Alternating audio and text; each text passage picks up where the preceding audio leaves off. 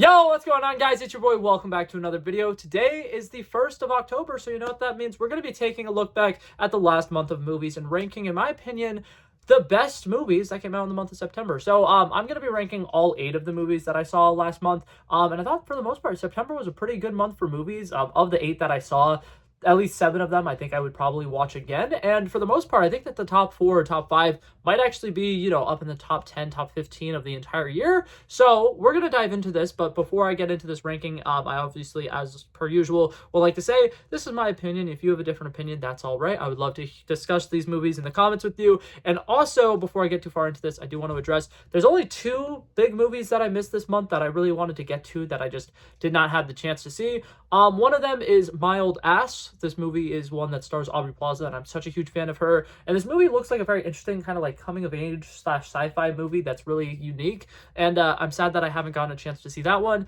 And then the other one that I missed was His Three Daughters, which is on Netflix, which seems like it's going to be one of the best Netflix movies that is released this year. So I'm upset I didn't get to see those 2, and they are not going to be included on my ranking. But that being said, let's dive into the 8 movies that I did watch.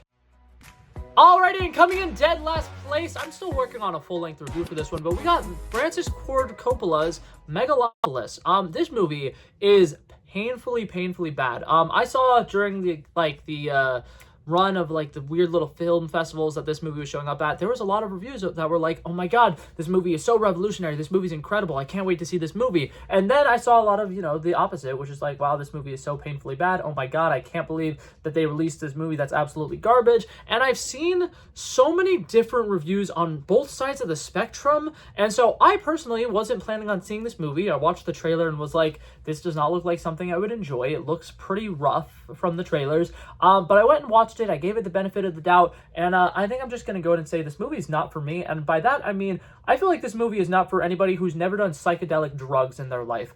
This movie was painfully bad. It was incredibly incoherent, and I really tried to figure out why a lot of people like this. Like, I went and saw a lot of the positive reviews for this movie, and every single one is just saying, this movie has bold concepts, and it's this, this director's dream project that he's been working on for 40 years. And I'm like, yeah, this movie seems like it's been worked on for 40 years because it seems like somebody started writing it, picked it up about 10 years later and was like, oh, I don't recognize any of these characters or know what I was doing with this movie, but let me try writing it again for a little bit. And then, he leaves it up on a shelf somewhere, and then 10 years later comes back to it and it's just like, oh, I was working on this project. Yeah, let me try to, work on this a little bit more. And the entire movie is just so incoherent. It doesn't flow naturally from beginning to end. There's literally no plots that actually have a solid through line the entire film. All of the acting is absolutely atrocious, which is insane because this is an incredible star-studded cast. I mean, they got Giancarlo Esposito, they got Natalie Emmanuel, who I absolutely love. Aubrey Plaza is in this, and her entire character is basically just be hot.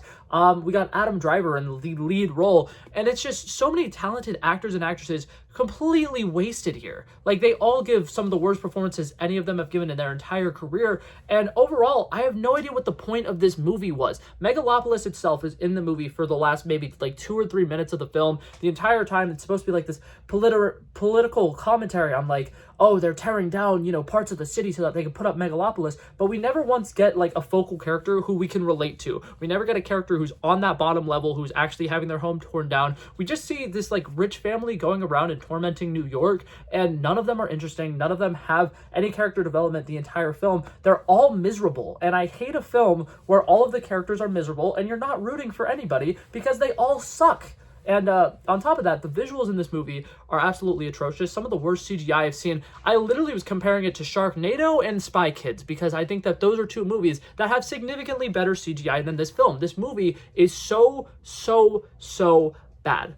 So if you were like, I might go watch that movie, please do me a favor and don't ever watch it. It's not worth it. Okay, but now to get back on a positive note, coming in 7th place, we have the movie The Killer's Game. I thought that this movie was fun. I definitely don't think it's anything spectacular. I feel like this is on the same level as the Ministry for Ungentlemanly Warfare that came out earlier this year, where it's it's a dumb action movie. If you like, quick action, it's okay for that. It's kind of like fast food action film. You're just gonna go in, you're gonna see a bunch of montage, you're gonna see a couple of fight sequences that will be kind of memorable. There's one with Dave Bautista fighting against 2 guys guys on motorcycles, that like that's a lot of fun. And there's definitely a lot of like colorful attributes in this movie. I think that they had a style that worked relatively well. Ben Kingsley is in this movie and he's absolutely hilarious. Every time he's on screen, he steals the show with some witty one-liners. So like it's a very funny movie. The action is very upbeat and up pace, and I think that the pacing of this film was interesting, but overall it's going to be relatively forgettable. There's a love story in it that doesn't really work. The main reason why all of the assassins are going after Dave Bautista's character is just incredibly lazy writing, but other than that, it's not bad. If you like montages, you would love this movie, and that's pretty much everything I have to say about it. It's okay, it's just not great. Alrighty, and coming in 6th place, we have Speak No Evil. James McAvoy playing a psychopath in literally any movie. Sign me up. It's incredible. He's so good in this movie, and even though, in my opinion, this movie drags on for a good portion of the middle part of this movie, it's just so captivating, and the tension that it builds is so good. I think that the score is fantastic. I think that the use of silence in this film is also incredibly captivating, because there are some sequences that are like a solid like 10 minutes where like there's no background noise at all, and it actually makes it incredibly unsettling. They are somewhere in like the eastern countryside where there's nobody for miles and miles and miles, and it genuinely feels like they are trapped in the middle of nowhere. And the score and the music and everything in the background does such a good job hammering in the fact that like they're alone out there and they're with this family that they don't know and they probably shouldn't have came and seen. I think the way that they reveal the big reveals in this movie are very satisfying, and I think that overall the horror elements are great. The action for the most part is fantastic, like the way that they have James McAvoy kind of like chasing them in the final sequences are really cool. And as far as like the character work goes, I don't think any of them are all that interesting. I think that James McAvoy's like love interest, there was an opportunity for that to be a really cool like plot twist, but I feel like they revealed it a little late in the movie and they didn't really flesh out her character enough. But other than that, the children actors in this movie were incredible. Like, I hope that both of them get more roles in the future if they want to pursue an acting career. I think that they were both very stand out in this. And yeah, overall, I really enjoyed this movie. Okay, and coming in 5th place, we have an incredible legacy sequel, Beetlejuice. Beetlejuice, I absolutely loved almost everything they decided to do with this movie. I know a lot of the complaints online is that, oh, this movie's all over the place. Monica Bellucci's character, I definitely just butchered her name, I'm so sorry. But like that character definitely did not need to be in the movie, and some people complaining about like William Dafoe's character not needing to be in the movie. But for me, I feel like this is just a Beetlejuice movie. It has to feel like as chaotic and as all over the place and have like this incredible comedic timing, and I loved it. I thought that every single random like little character that showed up for a short period of time was interesting. I think that the family dynamic between Catherine O'Hara's character and Winona Ryder's character and Jenna Ortega's character, I feel like they had a really interesting dynamic that all worked relatively well, and I think that there was a lot of fun to be had with this movie. If you're going for something that is lively and upbeat and kind of feels a little bit more like imagine they made Beetlejuice, and then the Beetlejuice musical came out that was kind of like an in-between sequel, and then they made this movie. It feels like a kind of hybrid of the musical and the original movie, and I really liked it. I think that there's a lot of really fun, upbeat musical sequences. I love everything that they did with the Soul Train. That was so funny. That was an incredible gag, and I loved that. And overall, there's just a lot of comedy and upbeat energy to this movie, and it kind of feels like a return to form for Tim Burton. Like, I feel like this feels like the most like Tim Burton-y movie we've seen in the last 10 years. So overall, I really enjoyed it, and I hope that they potentially make a third one because it's a whole lot of fun, and I think that all these characters are acting their hearts out in this film. Alrighty, and coming in 4th place, speaking of acting their heart out, I got Rebel Ridge on Netflix. Mr. Aaron Pierre, I'm sorry, I was unfamiliar with your game. This was an incredible movie. I love action movies that don't necessarily need to have like flashy choreography, and they just need like a badass actor playing a badass character who's respected and feared. This to me kind of felt very similar to a Jack Reacher type movie, and I just absolutely love the fact that like he doesn't need to be violent. He's trying his best to like avoid violence whenever he can. He's speaking very firmly. He's going through this corruption, and he's being very civil about it, and he's being the bigger person, and he's being very mature, and I absolutely love this movie. I think that for the most part, having, an ex-Marine character show up, you would expect it to be a lot of punchy, kicky, and they kind of like stray away from that. They kind of keep it very mild. They keep the action to a minimal, and they really just let like the dialogue carry this movie, and I love action movies that aren't afraid to dial down the action. And I think that this movie is just incredibly captivating. The direction is really well done. The way that they build the tension, and like we're starting to feel his anger and his rage throughout this movie because he's just dealing with the most frustrating situations after the most frustrating situations, and he just can't seem to catch a break. And I just love movies that just keep piling it on and piling it on our protagonist. And the way that Aaron Pierre is able to like just portray this character is absolutely brilliant. I really loved it. And hopefully we get more movies like this, because Netflix, this is one of the best projects you've done in a really long time. Alrighty, and coming in third place, we have Transformers 1. As somebody who is not that familiar with the Transformers, I was really excited to see that they were doing a Transformers movie that fully revolved around the Transformers. For once, we're not dealing with the, oh, here's the humans discovering the Transformers, and now we're going to focus on the human characters the entire movie. We got a Transformers movie that focuses on the Transformers. We get to see the building of their relationships. We get to see their origin stories, which, for me, this was all new. Like, I did not know anything about this. I know very, very little about Cybertron, so the fact that we got to actually spend time on their planet was very exciting. I like the fact that we get to see, the way that they're being treated incredibly poorly, the fact that they're kind of like slaves in a sense, and the fact that they're dealing with this like really, really harsh dictatorship and the tyranny that they're going through and the unfair treatment that they're getting, and the way that they're kind of like moving through the ranks, the fact that we get to see kind of what their day-to-day life looks like at the beginning of this movie, and then we get to see how they idolize the Transformers, how they're like, the Transformers are so cool, that's all they ever wanted to be. And then the way that they're able to flip this movie completely on its head when they realize that the guy who they thought was their leader and their master and who was going to save them was actually an evil person the entire time was so interesting. And then there's the character development of Orion Pax, Optimus Prime, and I'm blanking on his original name, but Megatron. The way that they both react differently to figuring out that this guy is actually evil was so interesting. And Brian Tyree Henry's voice acting in this movie is so captivating. Just the sequence where he discovers this, and he mentions how like he wants to kill that dictator or whatever. He wants to kill him himself, and Brian Tyree Henry has this monologue, and he's just like, I don't want to just kill him. I want to kill him myself. I want to put him on a chain. I want to bring him down to the mines, and we're going to have them all throw rocks at him, and we're going to bully him, and we're just going to completely pummel him until he's absolutely destroyed. And I was like, this is a kid's movie.